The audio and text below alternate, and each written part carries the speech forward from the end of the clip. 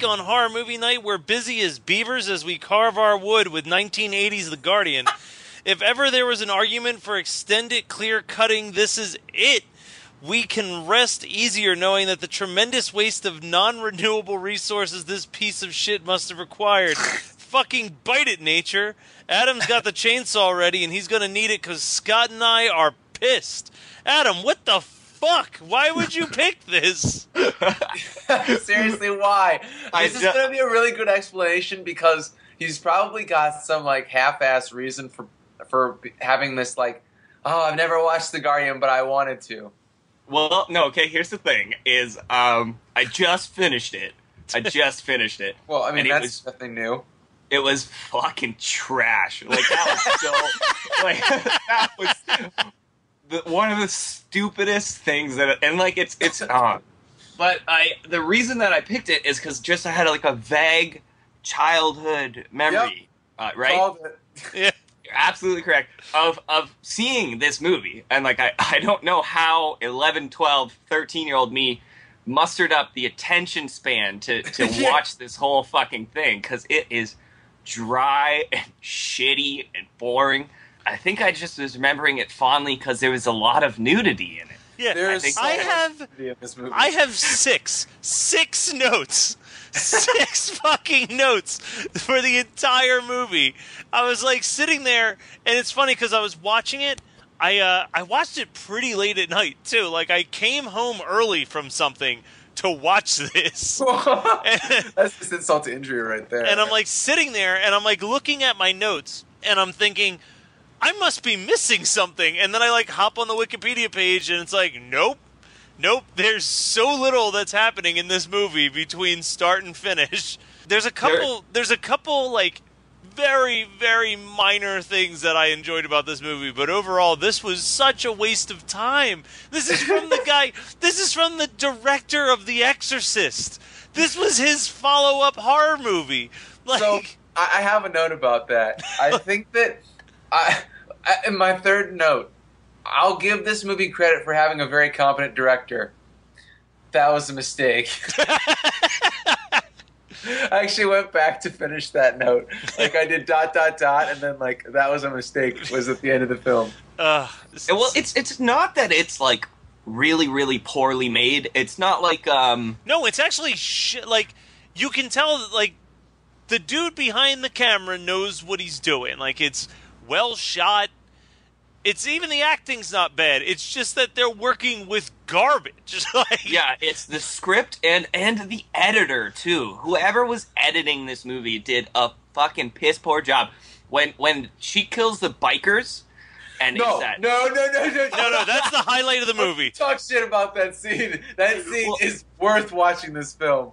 It's the best part of the movie, but there's this cut near the end where like, you know, he gets the spike coming out of the ground through his chest. Yes. And then it cuts. It's a paraffin wax dummy. It's on the dummy for a full second, and then it cuts again, and the dummy's on fire. Like, it's just like... What? Are you trying to tell me that's not what happens when you get impaled by a tree? Like, I mean, that's what happened last time I got impaled by a tree. I got lit on fire. So let me explain to you how garbage this movie is, all right? So as I do whenever it's any movie that I've never seen before, I just buy it. So Scream Factory recently put this thing out on Blu-ray. And Scream Factory, as both of you guys know, I fucking love Scream Factory, and I love that they put a ton of like special features and shit. This Blu-ray release has interviews. That's it. No one came for commentary. No one came with deleted scenes. Nothing. It's just an interview with the actors is all they could muster for this Blu-ray release. Which I'm actually impressed by the fact that any actor would be like, yeah, I was in this movie. I'm sure that there is deleted scenes, because I guarantee there is like a half an hour cut of her just wandering around fucking naked, doing nothing at all. I don't actually know where to go from here. Are we gonna go through what actually happens in this movie or no? Well, I'll go through what I have. Because my notes are essentially a plot summary. Before we get to that, the first scene, I was like, Adam, I can't believe you picked this movie because you hate child actors. I thought the same thing because I was like, is this the main character of the movie? Because why? Like, yeah, I mean, I kind of okay. So I was hoping against hope that that it would be that she was trying to protect the child from some sort of other witch, but no, it's pretty straightforward. I mean, this is like the most straightforward plot we've ever discussed. There were a couple things that were really on the nose at the very beginning. So you're introduced to like the nan. You don't see her face, obviously, because it's gonna be the same chick. I mean, it's anybody with half a brain knows that. But they like have kind of this montage of the parents getting ready, and the mom, they're packing a suitcase, which I thought was weird. The mom packs like nothing in it. She packs a copy of Stephen King's It. That's all she. I mean, I understand that book weighs 20 pounds, but there's other space in your suitcase. I just thought that was a little on the nose as far as like, hey, we're a horror movie. Hey, we're relevant. It's 1990. It. We read it. well, like, and that's the thing. Like, usually when you have a scene like that, at the very least, like bare minimum, the like the book has some type of foreshadowing to anything. Like, it doesn't really have that much of a. It's not that much foreshadowing. I'm sure there was a better book that they could have thought of, even by Stephen King. There are a million ways that they could have done this better. I mean, I guess that's going to be our entire podcast this week. Is like how much of a disappointment every decision they made was. It's so like the Stephen King thing is really on the nose, but like the entire intro is so fucking ham-fisted. With like the little kid is reading. Hansel and Gretel. It's all about the woodcutter and the big fucking tree on the thing, and it's just like there's no subtlety to this whatsoever. And that's the entire movie though. Like there's nothing subtle about this film, and I'll get to that. But did you guys notice when the dad gives the belly kisses to the baby? That baby looks so unhappy. Like, who is this fucking stranger kissing my stomach? Stop it. Yeah, a little bit awkward. Just a little awkward. and then she whatever. So she steals the baby. You turned into Duke for a second. Alright, fucking whatever. She steals the fucking baby. Toss him in the muck. It just fucking slams him in the muck. Right? And then, so, like, she's in front of the tree, and she holds it up, and it's just the fucking editing again, because the baby's just like, bam, it's gone. It's disappeared from her hands. It's in the tree. Oh, yeah. I screamed, oh my, out loud. I was like, oh. This is so weird. I can't believe that baby disappeared. Wait. You know this movie was, like, so tame, because it's 1990, and this is probably, like, a straight-to-cable type film, right? Because if this movie was made anytime after like 1995, you know that baby was going to get graphically dismembered on screen, not just disappear like in the editing. I feel like 1990 was such a more innocent time. We're watching a legitimate horror film that Ernest Scared Stupid did the same thing, but way creepier. Oh my god! You mean the trolls in the tree? Yeah, that's like a direct reference. Oh my god. But it's done so much better than Ernest Scared Stupid. Seriously, Ernest Scared Stupid is like one of the best Halloween flicks ever. Miak. Wouldn't it have been great if Ernest was just gratuitously naked that whole movie? This is like Ernest Scared Stupid mixed with Life Force is basically the best. What is it with you picking movies because of the nudity? It never pans out well for us. Actually, that nudity in Life Force panned out perfectly. You just aren't remembering correctly. All 8 minutes of it was fantastic. It was the other hour and 50 minutes that was the problem. The anticipation, waiting for more nudity while we were watching Life Force made that film. Don't even... I mean, and then there's the Patrick Stewart getting mouth kissed. All right, so we jump to 3 months later after this whole situation happens, and that's where we meet this couple, and they're about to have a baby. And then they have a baby, and the baby won't stop crying, so they decide to get a nanny. So basically you as a parent. Basically me as any human being near a child. So God, I'll pay money to get this thing to shut the fuck up. So they bring it down to 2 different nannies, and then one dies in a horrible accident. That was not expected. Like that such a horrible death, like on that giant aloe plant, which I thought was very strange. I was like, is that aloe plant magical? Is she going to be healed of her wounds? Nope. And that was so that first done. interview... It was so fucking weirdly done, where it's just like she's biking, she gets hit by a car, she's fucking dead, and they're like, oh, I guess we gotta do the other nanny. I guess that's it. It's one of those things where it's like, man, I don't know which one to choose, and then it happens like, well, problem solved. I guess we know where to go. I guess we'll pick the hot one. So nobody's going to talk about the fact that the first sitter interviewed was Consuela from Family Guy.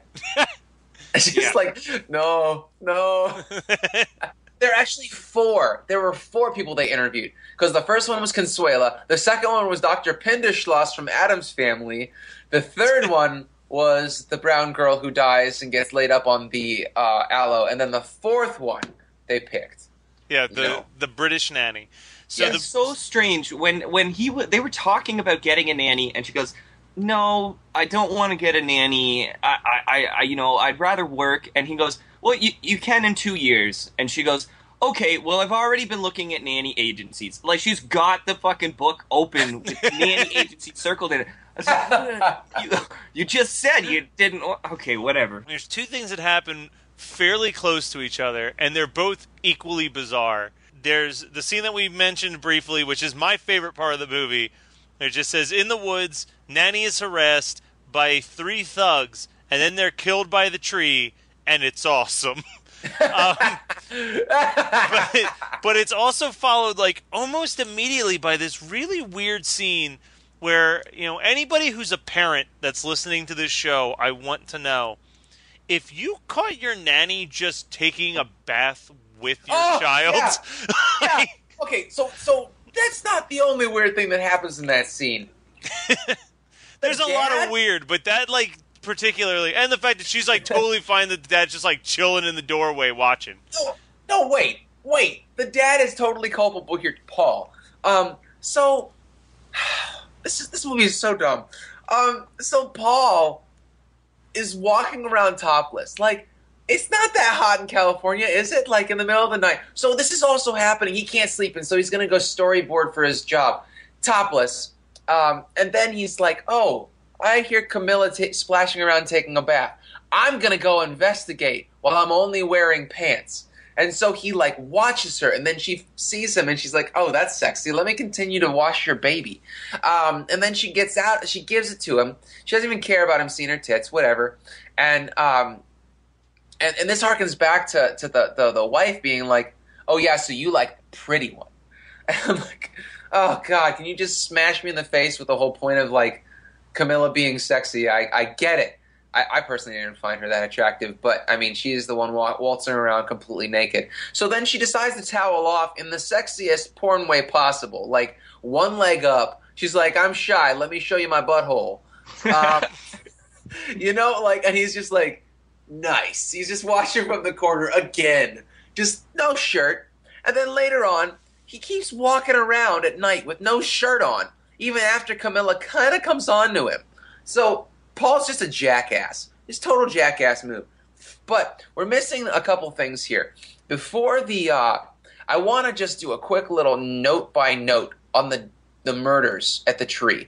So the pace, I was like, man, this pacing sucks. But I foresee numerous dream sequences. That harkens back to later when Paul does actually fuck Camilla when he's having sex with his wife. But it's possibly a dream. You don't actually know if that's real or not. But that doesn't come. If she's a witch and she's trying to get on his good side or something, that's never revisited, which is just odd. I feel like it's just another excuse for her to be topless. But she has the crazy eyes, so there's no sexiness to it. She's just staring at the screen like, I'm gonna rip your penis off. So anyway, back to the whole point of what I'm getting at here. These asshole bikers are ridiculous. What is that knife? He's just what is their point? Are they gonna rape and murder her? Do they just want to brutalize her? What do they want with this child? Because the 2 bikers are like, yeah, fuck her up. But are you gonna cut her and then rape her? I don't understand what their thought process is. They have no motive. And then the third guy's like, come here, baby. And I'm like, oh my God, is this gonna be like a Serbian film type baby? Or is this gonna be he just wants to sell it to a foster home or raise it to be some sort of biker gang baby. Who knows? But they've got their like little biker gang mascot now, like a little baby that I'm sure these guys will do a great job raising. But anyway, so the one guy gets fucking decapitated by the tree, and I was like, tree capitation! Dude, that is the best of all the deaths. That is the best one. That is one of the better decapitations we've had this calendar year. It's August, and we're getting an awesome decapitation. One of the best decapitations of the year. Scott, are you implying that we could, in January, do a best of just, like, best decapitation in the calendar year?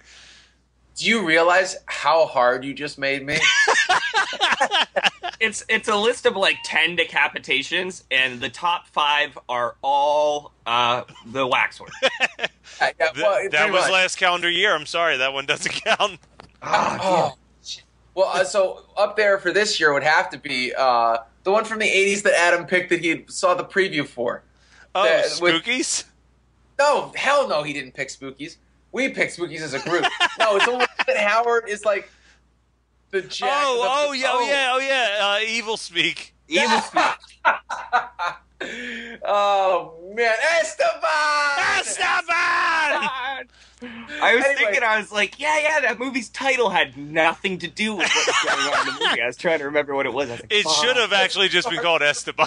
Yeah, it should have been. With like 4 exclamation points. That would have been the other best decapitation of 2016. But so another guy gets fucking eaten by the tree, and I'm like, whoa. They're going to make the baby disappear, but they're going to graphically show a guy getting, like, chomped on by a living tree. That was awesome. And then another guy gets impaled and then burned. And I was like, holy shit, amazing. And then right after that, I was like, man, this movie's going to suck for the next 40 minutes because there's no way that you can go back. You can't go up from there.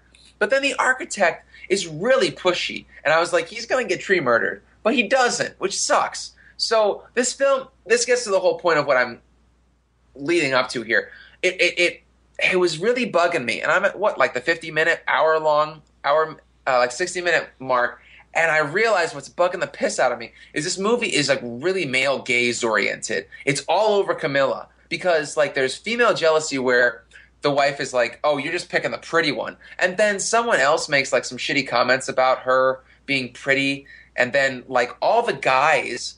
Like the dad fantasizing about banging her, and then the gang rape threat from the biker, and then the obsessive architect, and he like goes out to look for her after telling the wife, he's like, oh yeah, we were gonna go out. I mean, not really, but I kind of imply it to Camilla thinking that she's smart enough to get my hints. And then he just goes out to look for her because the mom is like, well, she said she's gonna go window shopping, and he's like, oh, well, yeah, we're gonna go out, let's go find each other. And then he,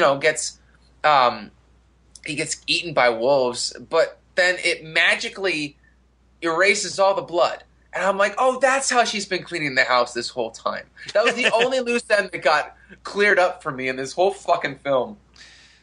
So yeah, that was pretty much my next note. At a party, their friend starts to flirt with Carmela, but she clearly declines. Then he follows her into the woods, and he's freaked out by her being molested by a tree, and then is chased by a bunch of wolves. And like that's also awkward. Her dragged so long. Yeah, that was just that scene. Well, this movie's really not that long, which is crazy because it feels like an eternity when you're watching it.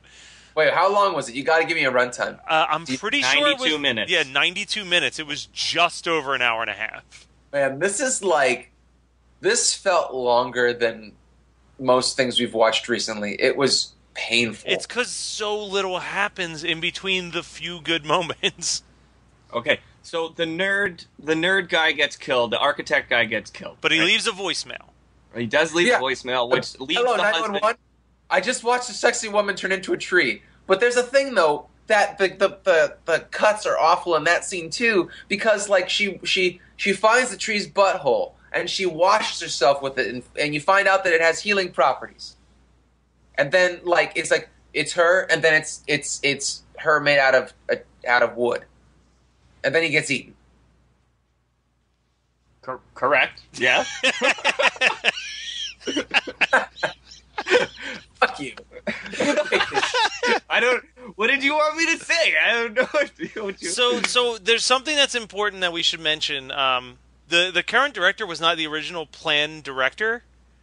the original goal was actually to get Sam Raimi to direct this movie.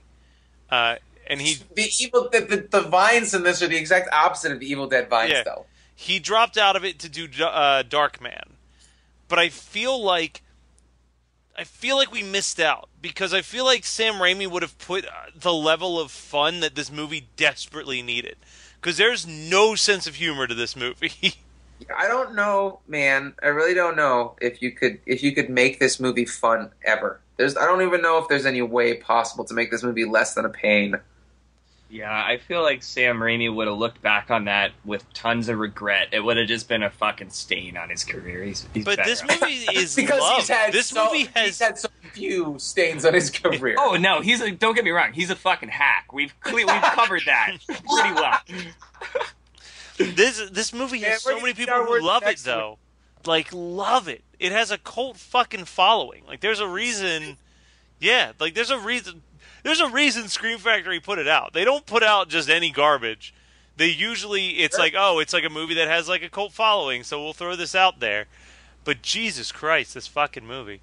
Okay, so after the architect gets killed, I'm just going to read these notes because I've got this note. So it just occurred to me that this movie really shouldn't even exist. Okay, if she just plans to kill the baby on a specific day or a time frame, then why does she bother infiltrating these families and lulling them into this false sense of security? Whether she's got all these crazy woodland powers, she got into the architect's house even though he locked all the doors and shit. Why doesn't she just come in and take the fucking baby on the day that she needs to and avoid all this stupid bullshit with the agency and her getting caught in lies and shit like that? Just go in, get the baby. That's it. You're good. Man, you just blew my mind, friend.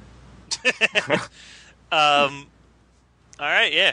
No, this movie's fucking terrible. The only other note I have really is because, like I said, there's like 4 plot points in this movie. The next day, Phil receives a call from the woman in the beginning of the movie, saying that she's pretty sure that Carmela is the person who kidnapped her child. He also hears the voicemail from his friend. That's when they fire Carmela, and they think that they've killed her, and then she comes back as a half woman, half tree, and Phil cuts down the tree in the woods, which causes her to like lose her limbs because she is part of the tree. Hey, yes, that is the very predictable and anticlimactic ending to this film. Hey, Adam, did you notice what Matt was calling the witch, the guardian? Carmela? It's Camilla. Son of a bitch. This is fucking Amarzo all over again. Well, no, I actually have something that I can, not a good defense, but defensible. Caramellos, what? Well, because I'm watching wrestling right now, and the woman wrestler Carmella is on TV. Shut that shit off for 45 minutes. Not to talk about The Guardian, I can't. This is based on a book. I don't want to read that book. I just saw that on Wikipedia, based on The Nanny by Danny Greenberg.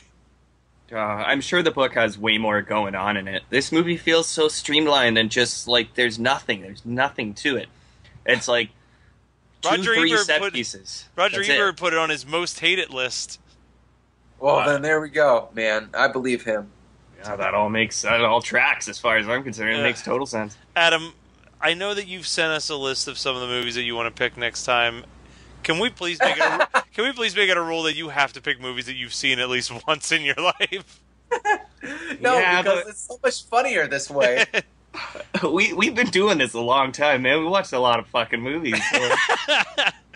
All right, you guys got anything more to say, or can we talk about what we watched this week? Oh, let's get on to the good stuff. Oh, I just wanted to say there's a scene where the baby gets sick, and then it smash cuts to that baby looking dead as fuck on that table.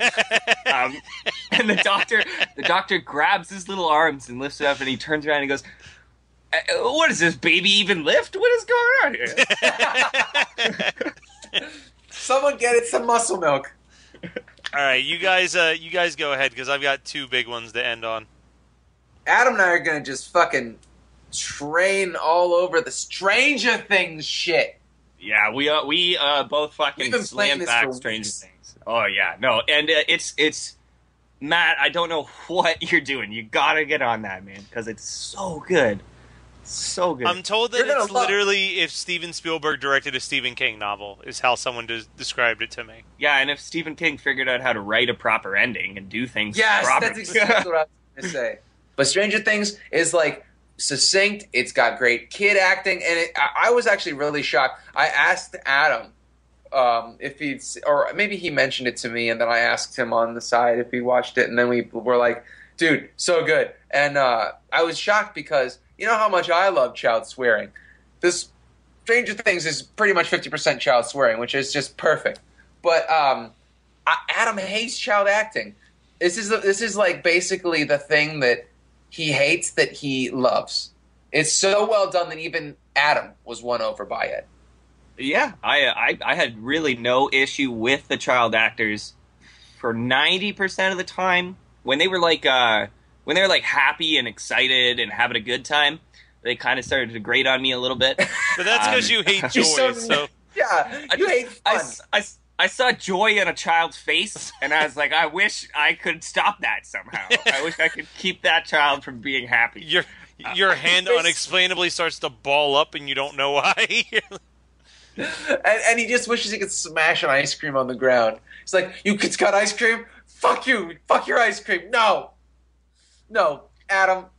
I'm so glad that we could agree on Stranger Things just killing it. And it was 8 episodes long, so it was about 7 hours worth of material. Perfect. It was the perfect length. If it would have been 13 episodes, it would have dragged in the middle.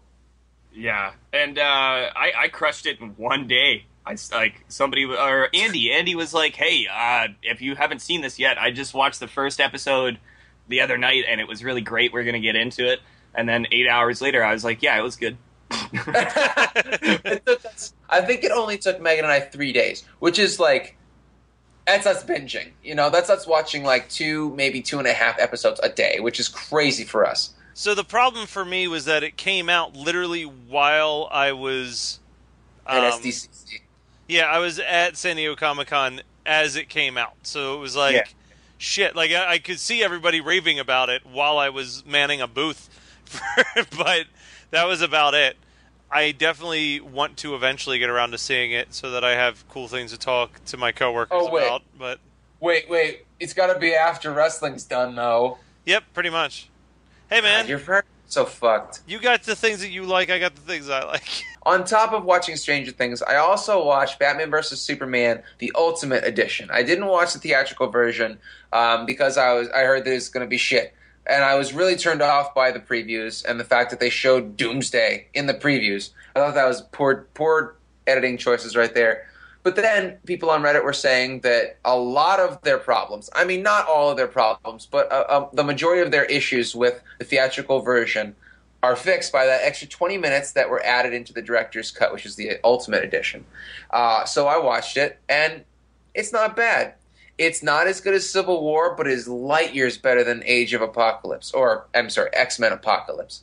So, I mean, solid 7, you know? Like, if Apocalypse was a 5.5 and you get, like, a 9 for Civil War, Batman vs. Superman, it did turn out to be pretty fun. My only real gripe with it is that I really can't stand Jesse Eisenberg's version of Lex. It's very educated by how popular Heath Ledger's Joker was, and it's not. Lex should not be Joker. Lex should be Lex. So that's all I got.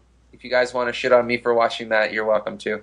No, I watched it, and I watched X-Men Apocalypse too. So we're both losers. Don't worry. Did you? Well, we talked about how disappointed we were with X-Men Apocalypse. Yeah, but already. I had so much more fun watching X-Men Apocalypse than I did BVS. Batman Superman? Really? Yeah. I guess like both. They're very different tone wise. You know? Oh yeah. Ben Affleck is a great Batman. I'm still trying to get Megan on board with that. She's not hearing it yet. And I think that Gal Gadot is a great casting for Wonder Woman. And I'm super stoked for the Wonder Woman movie now. But I think that they didn't really have. I understand there's an ensemble cast for X-Men Apocalypse, but they underutilized Dr. X and Professor X and Magneto. They underutilized Dr. McTaggart. They overutilized that whole scene with. They overpowered Quicksilver. Like nothing on Earth would ever happen. Nothing bad would ever happen. He'd just be like, "Okay, I got it taken care of." Yeah, He's so overpowered. I'll run in and I'll fix it. Well, I mean, fuck off. You don't read the Flash and Speed Force and all that shit that's going on. Yeah, well, oh man, the Flash is only as fast as the plot requires. Well, in X-Men Apocalypse, fucking Quicksilver was as quick as the plot required, or else all of our cast would be dead. I'd rather they all died because they were worthless. Seriously, all those kids were worthless. You don't even get to see Jubilee fight. That was my biggest qualm with it, was that you don't get to see the fireworks kid. Well, I had the same sentiment, but just in very different ways when I was watching both Apocalypse and Batman vs. So, I'm X-Men Apocalypse, I was laughing, I was yucking it up. I was like, this is fucking ludicrous. And then Batman versus Superman, I was like, head in hands. I was like, this is fucking ludicrous. What the shit is going on? But, so I was like, but that scene where Amy Adams is in the bathtub, it's real good.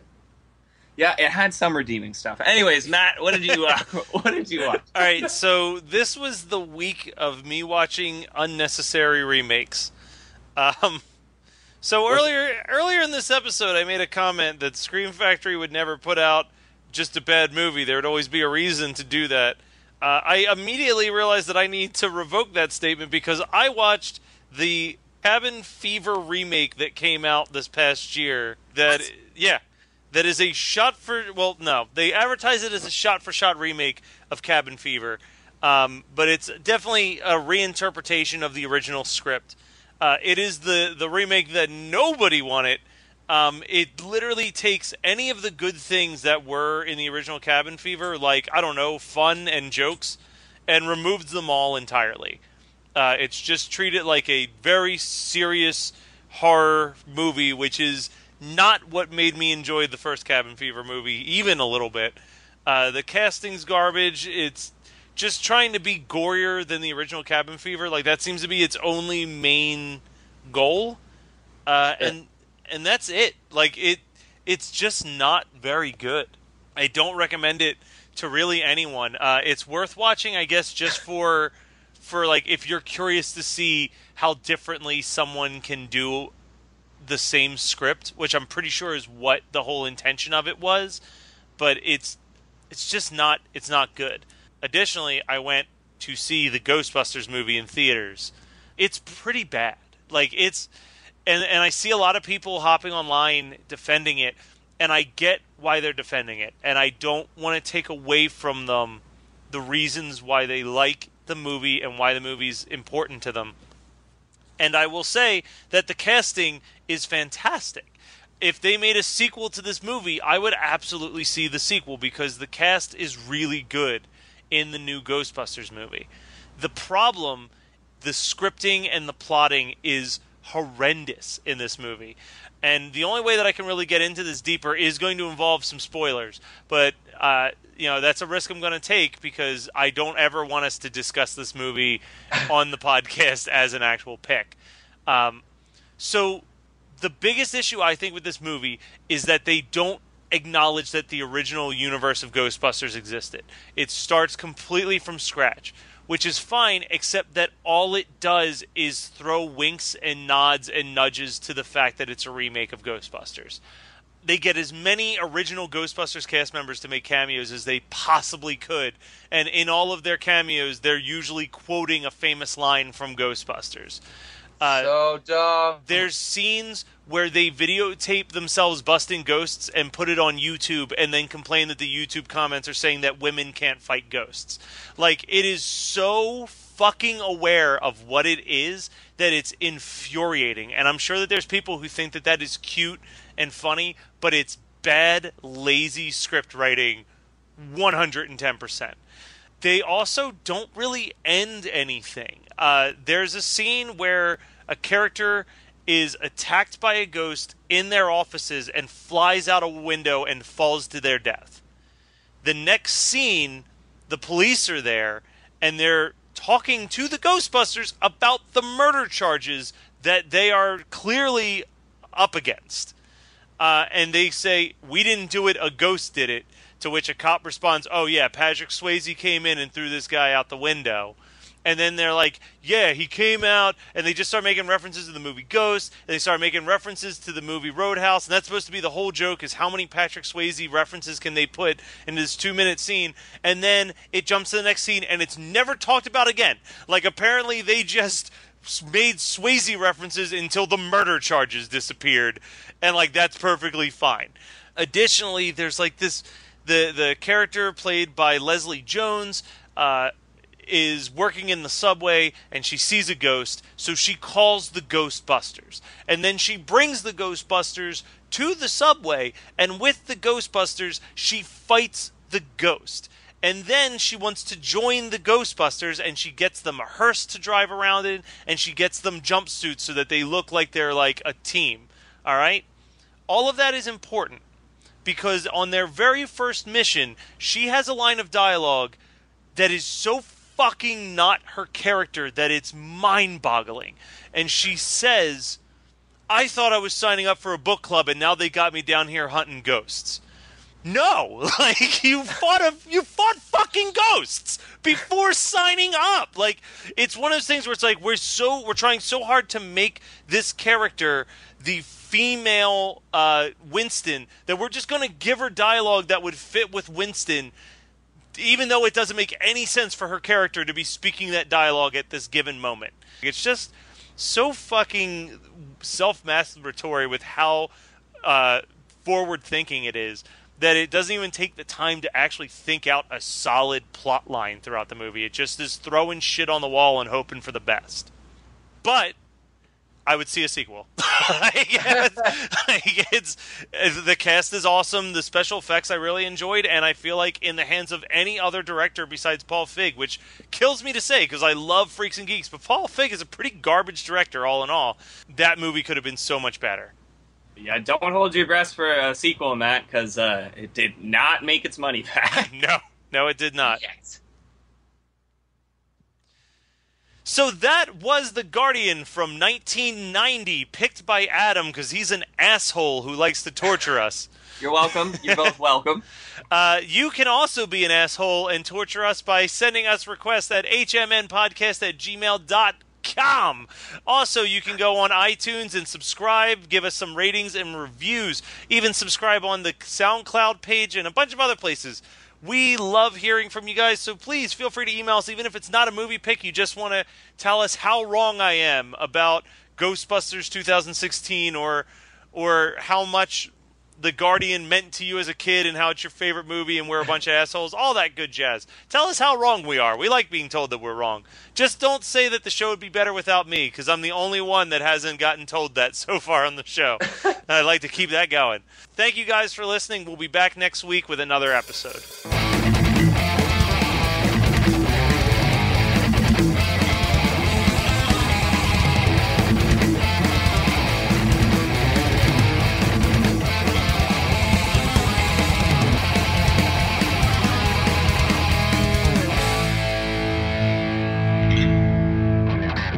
Adam, I've heard about this thing where women are crazy after they have a baby, so maybe that's what it was. That's maybe it's postpartum.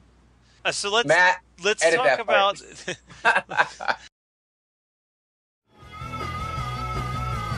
You're listening to the Geekscape Network.